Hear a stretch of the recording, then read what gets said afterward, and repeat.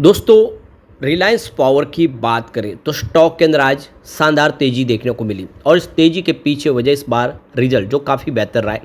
लेकिन अनिल अंबानी की मुसीबतें कम नहीं हो रही है। एसबीआई ने रिलायंस कम्युनिकेशन और अनिल अंबानी को फ्रॉड घोषित करवाया है।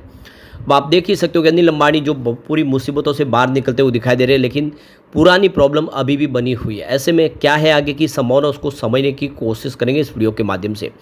वैसे आप देखिए कि चाहे रिलायंस पावर हो या रिलायंस इंफ्रा, दोनों ने ही बहुत बेहतर इस समय किया है। आपको ये पता ही होगा कि लगातार पिछले 4-5 सालों से हमारे वीडियो बने। पहले Reliance power, Reliance communication regular video बनाते थे हम, लेकिन संभावना रिलायंस पावर के अंदर ही थी। रिलायंस कम्युनिकेशन का फ्यूचर ऑलरेडी अंधकार में हो चुका था और ऐसे में कहा था कि रिलायंस कम्युनिकेशन ये आने वाले समय आपको तकलीफ देगा और बिल्कुल वही हुआ। अब आगे की क्या संभावना बन रही है उसको समझने की कोशिश करेंगे इस वीडियो के माध्यम से। लेकिन फ्रेंड्स, उससे पहले अगर आप पहली बार हमारे चैनल पे आए तो चैनल को सब्सक्राइब कर दीजिए, एक बेल आइकॉन दबा दीजिए ताकि जब भी नया वीडियो बने पहला नोटिफिकेशन आपको मिले। वीडियो पसंद आए तो लाइक शेयर जरूर कीजिए। चलो फ्रेंड्स, वीडियो स्टार्ट करते हैं। मैं हूँ आपका दोस्त एसबी दवे और हमारे अपने चैनल ऑनलाइन कमाई में आपका बहुत बहुत स्वागत है। तो सबसे पहले बीएससी सेंसेक्स की बात कर ले तो देख सकते हो कि 82,726 के स्तर पे आज क्लोजिंग देखने को मिली, जहाँ पे 539 पॉइंट की शानदार तेजी थी। तो बाजार ने आज बहुत ही बेहतर किया। अब निचले लेवल से बाजार में फिर रिकवरी शुरू हो गई, क्योंकि 84,000 के ऊपर जाके सेंसेक्स नीचे आया। अब यहाँ से खरीदारी की संभावना बनने लगी है। 0.66% की आज तेज़ी थी। लेकिन इस बड़ी तेज़ी के बीच में भी बाजार के लिए जो इस समय एक बैड न्यूज़ है वो यह है कि एफआई ने आज इस तेज़ी के बाजार में भी जम के बिकवाली की और पिछले 3 ट्रेडिंग सेशन से वो लगातार बिकवाली कर रहे हैं।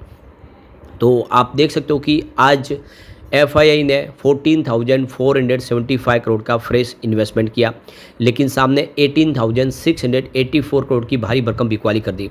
यानी आज उन्होंने 4,209 करोड़ का अपना माल बेचा है और ये इस महीने की बड़ी बिकवाली है।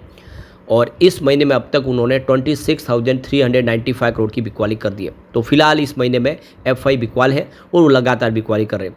लेकिन बाजार को सपोर्ट मिल रहा है तो वो है डीआई की तरफ से। जितनी बिकवाली आज एफआई ने की उतनी ही खरीदारी डीआई ने करके बाजार को संभाल लिया।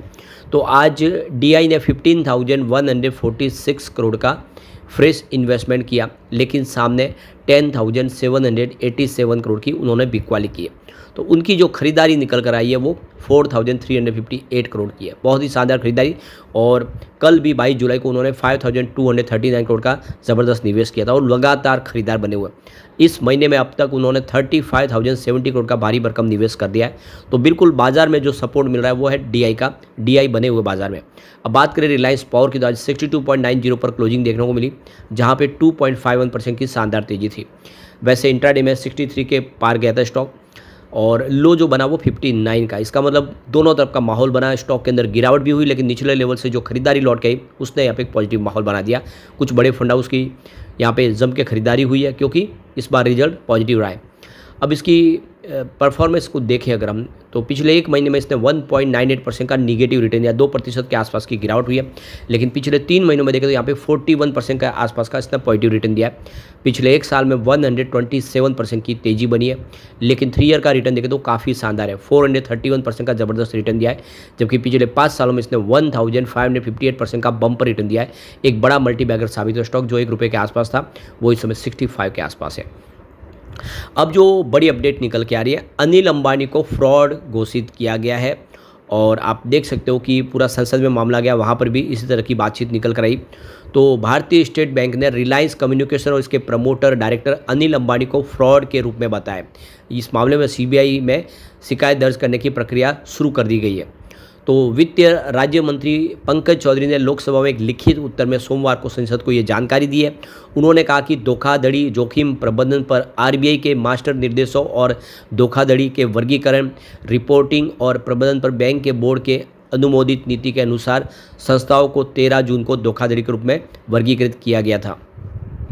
उन्होंने कहा है कि 24 जून को बैंक ने आरबीआई को धोखाधड़ी के वर्गीकरण की सूचना दी है और वह सीबीआई में भी शिकायत दर्ज करने की प्रक्रिया में है। इसके अलावा 1 जुलाई को प्रकटीकरण अनुपालन के भाग के रूप में आरकॉम के समाधान पेशेवर ने बैंक के धोखाधड़ी वर्गीकरण के बारे में बॉम्बे स्टॉक एक्सचेंज को भी सूचित किया है।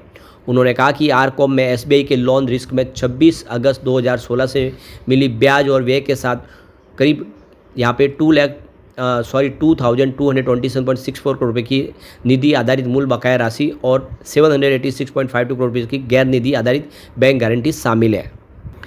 आरकॉम दिवाला और दिवालिया संहिता 2016 के तहत कॉरपोरेट दिवाला समाधान प्रक्रिया से गुजर रही है। समाधान योजनाओं को लेनदारों की समिति द्वारा अनुमोदित किया गया था और 6 मार्च 2020 को राष्ट्रीय कंपनी कानून न्यायाधिकरण या एनसीएलटी के मुंबई के साथ दायर किया गया था और एनसीएलटी की मंजूरी का इंतजार है। उन्होंने कहा कि बैंक ने अनिल डी अंबानी के खिलाफ आईबीसी के तहत व्यक्तिगत दिवाला समाधान प्रक्रिया भी शुरू की है। इसकी सुनवाई एनसीएलटी मुंबई में हो रही है। बैंक ने इससे पहले 10 नवंबर 2020 को खाते और प्रमोटर अनिल अंबानी को धोखाधड़ी के रूप में वर्गीकृत किया था और 5 जनवरी 2021 को सीबीआई में शिकायत दर्ज की थी। हालांकि उन्होंने कहा कि दिल्ली उच्च न्यायालय ने 6 जनवरी 2021 को फैसले में जारी यथास्थिति आदेश के मद्देनजर शिकायत वापस कर दी गई है।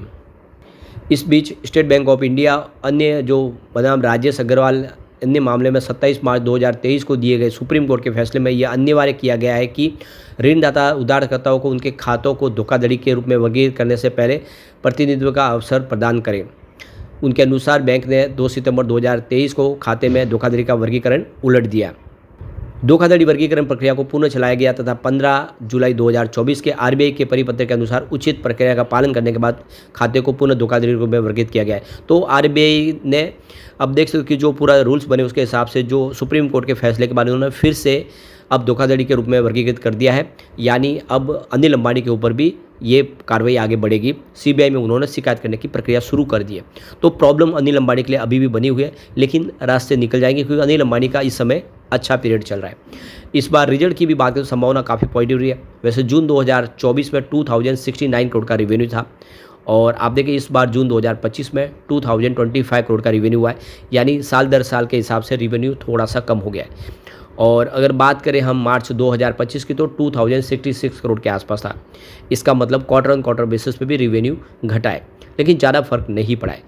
अब प्रॉफिट की बात करें जून 2024 में पिछले साल तो यहाँ पे 97.85 करोड़ का भारी भरकम लॉस था।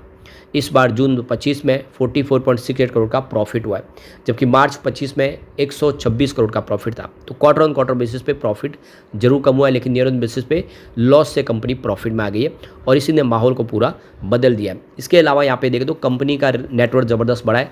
2021 में 13,814 करोड़ के आसपास था, जो 2024 तक गिरते हुए 11,614 करोड़ के आसपास आ गया था, लेकिन 2025 में फिर से शानदार वृद्धि हुई और नेटवर्क 16,337 करोड़ तक पहुँच गया। ये इशारा कर रहा है कि रिलायंस पावर आने वाले समय कमाल कर सकता है। ऐसे में एक पॉजिटिव संभावना बनती हुई दिखाई दे रही है। फंडामेंटली कंपनी इस समय मजबूत दिखाई दे रही है। लेकिन फ्रेंड्स, कोई भी इन्वेस्टमेंट करने से पहले अपने फाइनेंशियल एडवाइजर से एडवाइस ले ले या अपना खुद का रिसर्च करें, क्योंकि मैंने वीडियो आपके एजुकेशनल पर्पज़ के लिए ही बनाया। वीडियो पसंद आए तो लाइक से जरूर कीजिए और चैनल को सब्सक्राइब कर दीजिए। Thank you friends.